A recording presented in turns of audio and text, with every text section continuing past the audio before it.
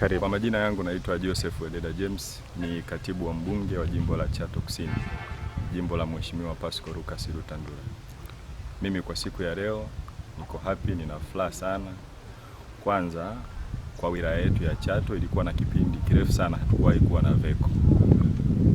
Sasa hivi VECO tunaye. Wananchi wetu wamekuwa wakiteseka sana kwenye masuala ya elimu, ya usalama barabarani, lakini mifumo imebadilika sasa hivi ya upatikanaji wa leseni. Wananchi wetu wamekuwa wakihangaika, vijana wa bodaboda, vijana wa bajaji, lakini vijana wetu madereva wa magari wamehangaika sana kupata leseni. Lakini uwepo wa VECO sasa unaenda kusaidia kwamba leseni sasa zitakuwa zinatolewa hapa wilayani kwetu Chato. Na nilichofurahi sana kwamba ni VECO amekubali kutoka kwenda kuwapa elimu vijana wetu. Vijana ambao walikuwa wanafika kwenye ofisi zetu sisi, ofisi ya katibu wa mbunge, wamenisumbua sana vijana wangu. Kwa kilio changu cha muda mrefu.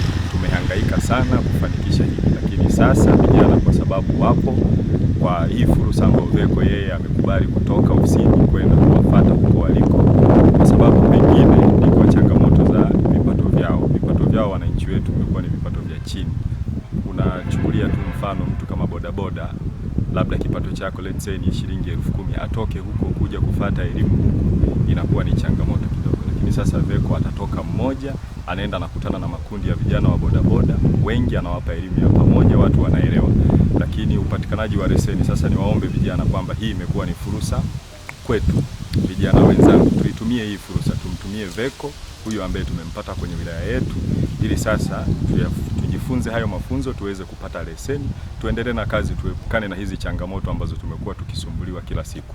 Asanteni sana na Mungu awabariki.